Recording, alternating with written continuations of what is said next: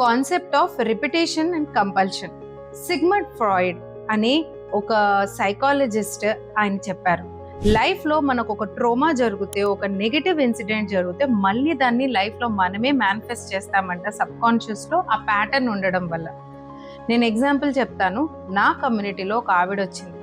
తనకి తన కొడుకుతో ప్రాబ్లం అని చెప్పి నాతో పర్సనల్గా సెషన్ కూడా తీసుకోండి. ఏంటమ్మా ప్రాబ్లం అంటే, బాబు చెప్పింది వినట్లేదు మేడం, అసలు కంట్రోల్లో ఉండట్లేదు, చేజారిపోతున్నాడు, చెడు అలవాట్లు వస్తున్నాయి, నాకు భయంగా ఉంది బాబు గురించి అని చెప్పింది. నేను అన్నాను, ఇలాగే మీరు లైఫ్లో ఇంకెవరితోనైనా అనుభవించారా అంటే, అవును మేడం, మా నాన్నతో. మా నాన్న చాలా డ్రింక్ చేసేవాడు, మా అమ్మని బాగా కొట్టేవాడు, అది చూస్తూ చూస్తూ అసలు ఒక విరక్తితో మేము పెరిగాము అని చెప్పింది.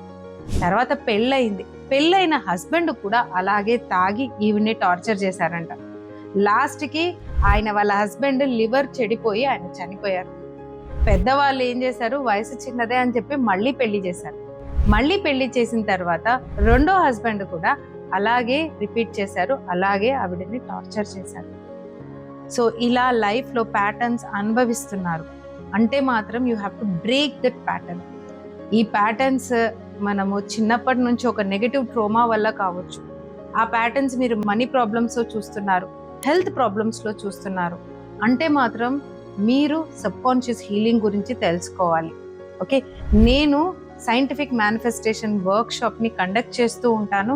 క్రింద లింక్ ఉంది, వెంటనే రిజిస్టర్ చేసుకోండి. చాలా limited slots, and don't miss out this opportunity.